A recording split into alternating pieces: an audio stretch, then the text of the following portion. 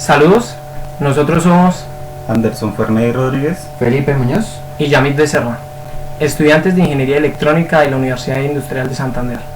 ¿Te has imaginado cómo viaja tu voz cuando hablas con otra persona por medio de un teléfono móvil? ¿Has pensado cómo funciona el mundo de las comunicaciones digitales?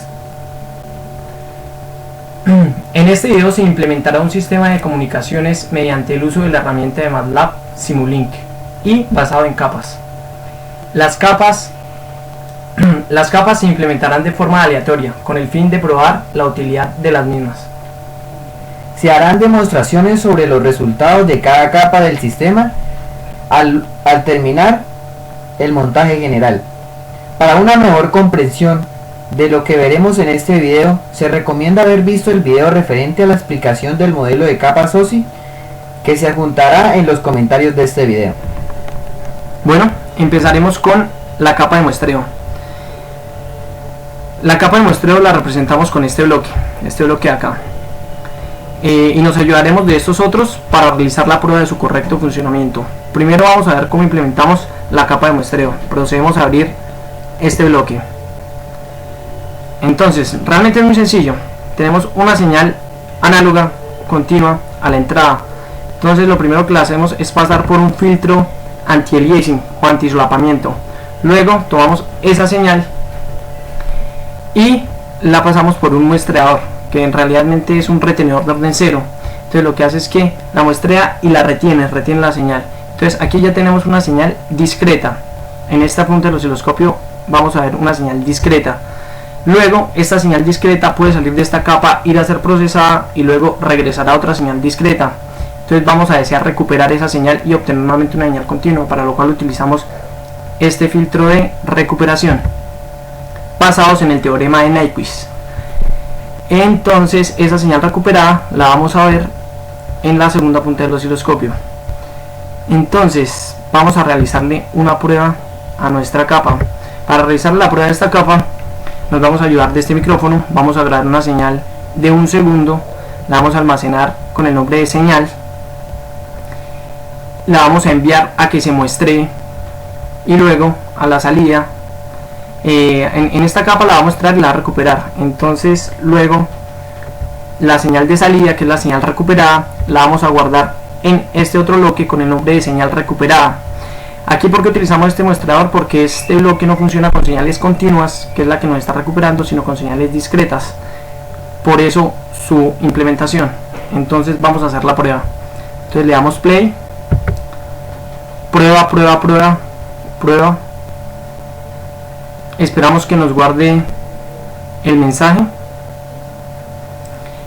Vale la pena recalcar que este bloque solo necesita la frecuencia máxima de la señal para que cumpla todo su procesamiento.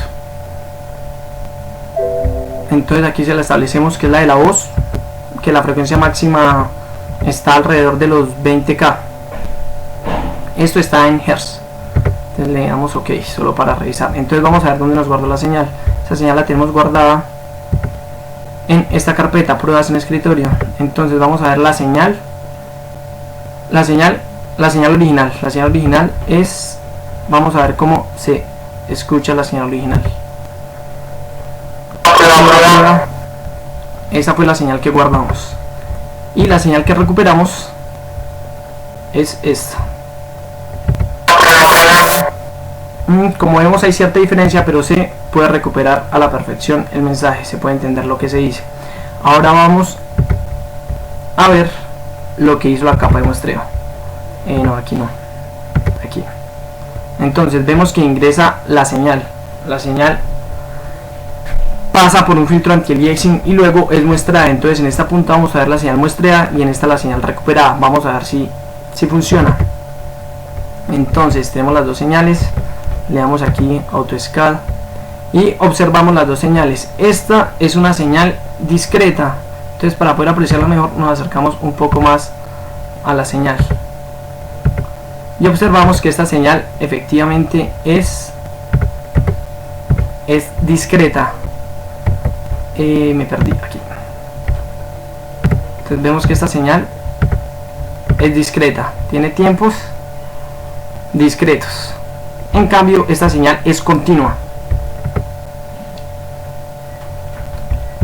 ¿de acuerdo? Con esto queda probado el funcionamiento de esta capa. Bueno, en esta capa tenemos la respectiva simulación del principio básico de las comunicaciones. Esencialmente un transmisor, un canal y un receptor.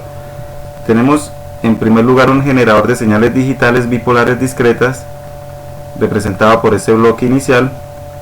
En segundo lugar, un transmisor.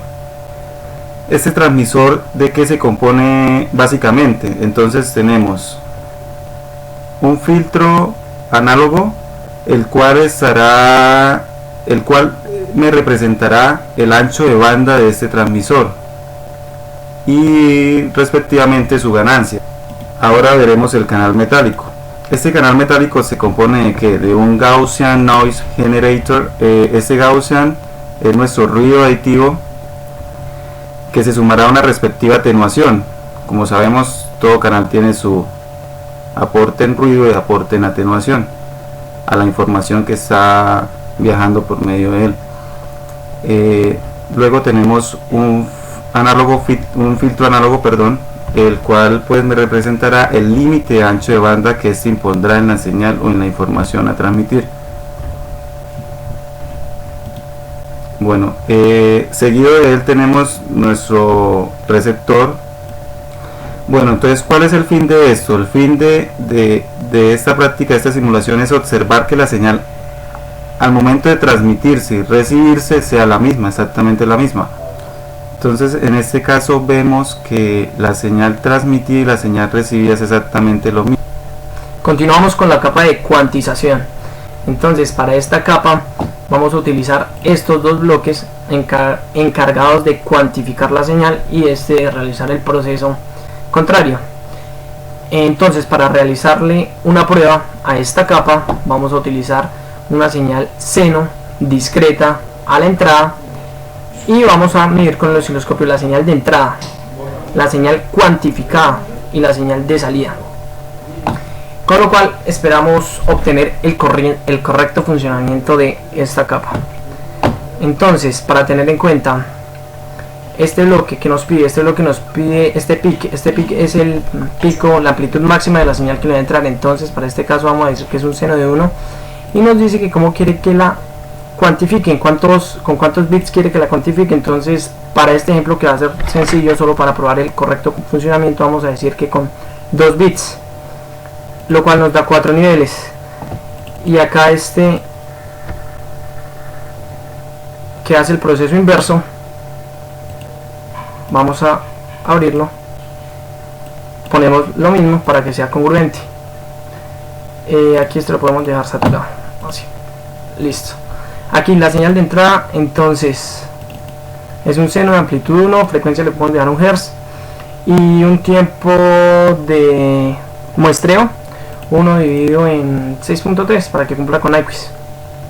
Ok, entonces procedemos a hacer la simulación. Entonces, como era de esperar, la primera señal que vemos es el seno que le está entrando, muestrea. Entonces vemos que la está tomando muestras aquí, aquí, aquí. La siguiente señal es la cuantización. Entonces, en la cuantización vemos que cogimos 2 bits, con lo cual nos da 4 niveles. Aquí vemos los 4 niveles, los únicos 4 niveles que puede tomar esa señal. Aquí ya pasa de ser una señal discreta a ser una señal digital. Entonces vemos que los 4 niveles aquí son el 0, el 1, el 2 y el 3. Están los 4 niveles que los codificamos con los 2 bits. Entonces, como vemos, se aproxima la señal al nivel más cercano. Por ejemplo, acá 0 lo mantiene en 2. Listo. Aquí este 1, aquí este que no alcanza a ser 1, es como un 0,8, lo aproxima a 1, al igual que este, también lo aproxima a 1. Este a 0,5. Vemos el correcto funcionamiento. Ahora, para tener en cuenta aquí la señal de salida, vemos que la señal de salida en forma mantiene la forma, pero no es exactamente la misma señal, ya que se pierde se hizo aquí una aproximación y no se puede recuperar. Se le conoce como ruido de cuantización, lo cual no significa que no se pueda recuperar bien toda la información que se está enviando. ¿Cómo se soluciona este problema? Sencillo, se codifica con más bits, lo cual nos da un mayor número de niveles. Entonces con esto queda aprobada la capa de cuantización. La siguiente capa será la que denominaremos modulación PCM. Esta consta primero que todo de un buffer que es el encargado de tomar paquetes que, de acuerdo a los protocolos, la señal que llega debe ser ya cuantizada, de tal manera que para nuestra prueba utilizamos este generador Bernoulli. El siguiente bloque que podemos observar es utilizado para asignar una combinación de bits a los niveles que realizó el cuantizador. Después vemos este bloque que básicamente toma lo anterior y envía uno por uno, obteniendo la ventaja de una velocidad más grande de transmisión.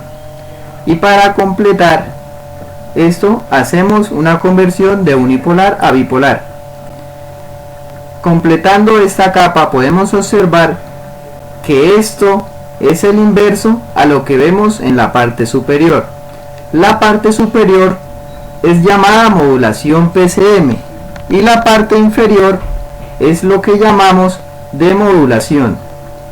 Para hacer la prueba simularemos y veremos las dos señales en el osciloscopio. En el osciloscopio nos damos cuenta que las dos señales son prácticamente las mismas, pero la señal de abajo, que es la que miramos después, tiene un pequeño retraso. Esto se da por el proceso que se le dio a la señal. La comprensión lo que me hace es reducir el rango dinámico en sí, por decirlo en palabras sencillas. O sea, lo que vamos a tener son una diferencia de nivel grande en la entrada, que son representadas por diferencias pequeñas en la salida. Eso en cuanto a la compresión. Entonces, realizamos la siguiente simulación. En este caso pues ya lo tenemos. En este caso se hace un poco tedioso, ya que tenemos que emitir un sonido de un solo tono, con lo cual obtenemos la respectiva simulación. Entonces, en el scope podemos ver la señal proveniente del micrófono, que en este caso pues fue un silbido de un solo tono en la primera parte del scope, en el canal 1. En el siguiente canal encontramos la señal compandida y al final encontramos la señal recuperada, que es la misma señal emitida, en este caso el silbido.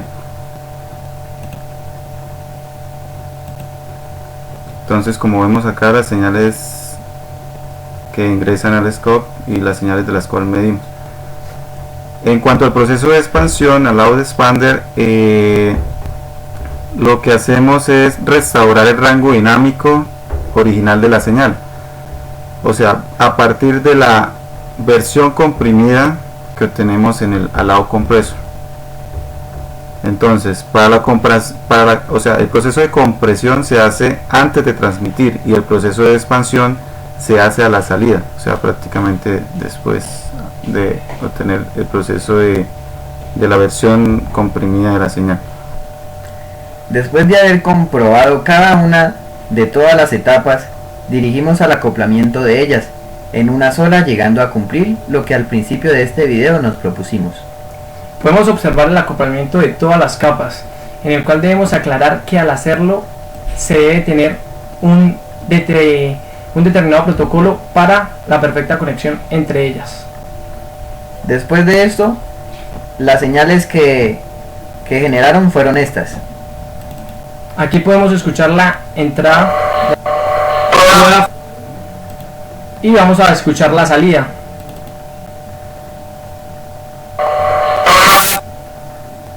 Observar que no se escucha perfectamente la señal, pero sí se puede transmitir bien el mensaje.